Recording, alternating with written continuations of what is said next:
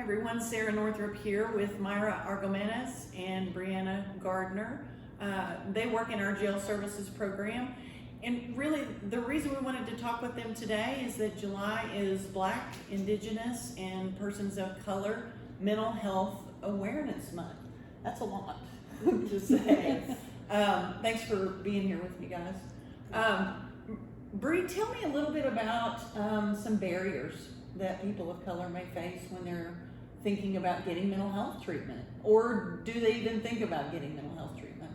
I think it's, first of all, fear of what may happen, fear of possibly getting in a lockdown facility, fear of the stigma, fear of maybe your family judging you or someone maybe seeing you at the health facility and being like basically tagged as someone who is crazy. And I don't like that word, but you know, that's something that is used to this day. Another barrier would be the resources available to you. Where do I go? Which one is the right place? Right now we're drowning in knowledge. You can literally go on Google and you can search, okay, mental health services, and you might get something from California. Are you aware of TPC? Are you aware of these places besides the Pavilion whenever you're having a crisis situation? And really more of the positive recovery model that we all talk about, you know, and getting people engaged and, you know, kind of taking some, you know, control and participation in their own recovery. But we may not be there yet with these communities. Myra, what about you for people of Hispanic origin, cultural barriers that people may face? I think language is a barrier. Not understanding the not understanding what services are available, similar to Black communities or Indigenous communities. However, in Hispanic communities, I don't think services are as advertised. There's not really ads or commercials or awareness for mental health resources. Health fairs aren't really as available in Hispanic communities with screenings. There's not a lot of clinicians that speak Spanish. There isn't a lot of people are undocumented, and they don't have access to to inpatient psych facilities if needed. They're scared of seeing a mental health provider because they may not be able to pay for it. And so there's a lot of fear associated with it as well, and what may happen if they go see a doctor and they're not able to afford it. I think this is across the board for other communities. Yes. But and it's healthcare in general, yes. not just, you know, physical healthcare, mental health care, you know, the barriers there, just because there's so many underlying things that I as a clinician may not be aware of. But also that there's just, they may not know that some of their symptoms may be due to maybe more mental health related and not so much just that's life. Because I think in some BIPOC communities, it is just we don't know what we don't know. And there may not be anything that can be done to make this any different. It's just the way it is.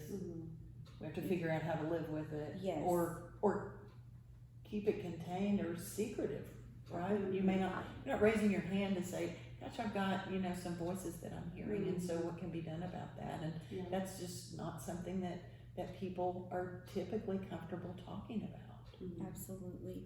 And so with that, you know, there is an increase in physical health issues because if your mental health takes a toll on you, then there's a it can also take a toll on your physical health with headaches, gastrointestinal issues. I mean, weight gain, yeah. diabetes, everything. Yeah. And we talk about that at our agency, about whole health. Mm-hmm. Not just mental health care, but physical health care, substance use care. We want to talk and treat the whole person rather than just one piece and someone else take care of some other parts. And we hope that someone will go and get treatment for their diabetes or some help with that. But we want to address the whole person because that has to do with a person's mental health and in general overall well-being. Yeah. Environment has a lot to do with mental health. Yes, and also individuals in BIPOC, they also do not tend to work 8 to 5 jobs, and so a lot of doctors' offices, clinics tend to operate during 8 to 5 hours, and so if they did finally decide that they wanted to seek some kind of mental health service or get a screening for, maybe they don't know it's mental health, but see a doctor, it's very hard to miss work and make an appointment because they need work, but doctors only operate between 8 to 5. And so I could say, well, gosh, if our clinic is open Monday through Friday, 8 to 5. If you can't come, that's too bad for you, right? And that's what you were talking about earlier. Western medicine. Yeah. Western medicine. Here's the system. You fit into it, Yeah. rather than us saying, what do you need to be able to access treatment? And us being more flexible, culturally informed, linguistically informed, to make sure that we have the right services for people. And we talk a lot about meeting people where they are. And so we can't just say that, we have to actually do that. Yes. And if Saturdays are, after hours, after 5 o'clock, what do people need? And I think individually we try to do that. If people are working full time and want treatment, we try to work within our system. But we can always do better, right? Yeah, we can definitely be more, what's the word called? Flexible and engaged ourselves. It's not that it's not that our clients have to come engage with us. We have to engage with them as well. Yes. Right? Yeah. Because some of them, they're already dealing with the trauma from being, kids, and they feel like you don't really want to talk to them anyways. You aren't serious. It's just a child for you. So you kind of have to go above and beyond to build that rapport. Some people need that extra attention, that extra, yes, I do care, just so you can help them with their mental health issues. And I think it's also important too that not all the staff members at our agency look like me. We have some variety because our clients come from very different places and they're very different people. And so we want to make sure that, that our staff reflects that as well. And I hope we do a good job with that, or doing a better job. And of course we can always make improvements on that. And of course offering services that are in a person's native language. And as we were talking about earlier, some of our terminology in our profession don't necessarily translate. Yes. And what does that really mean? And are we making sure people understand? And I think we have to kind of take the extra step to be sure about that. Yeah. Yes. So both of you all work in our jail services. What barriers do people of color have from the jail setting? Well, in mental health, they already have their walls up because they're incarcerated, and here we are saying that we're going to help you. I'm not buying it.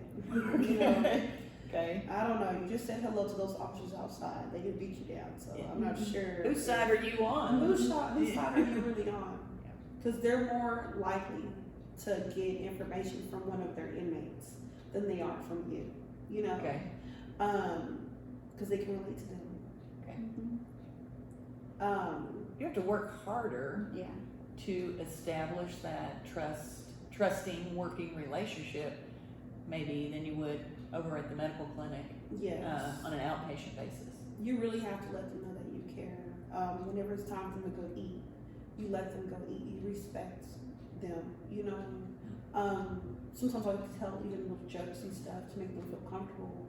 Have little side conversations to let you know, hey, this is not all about the assessment. This is not all about the paperwork and the stuff you need to sign. This is about you, what you want to do. And this isn't all you are. Yeah, this is You not being locked up over. person. Your life is not over. There's Yeah. there's so much more to you as a human being than just this moment in time. Yes.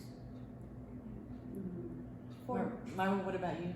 so for many, I have seen in the past few years is that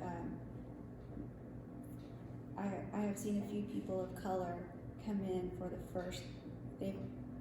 first time seeking mental health care, and they have been ill for a few years.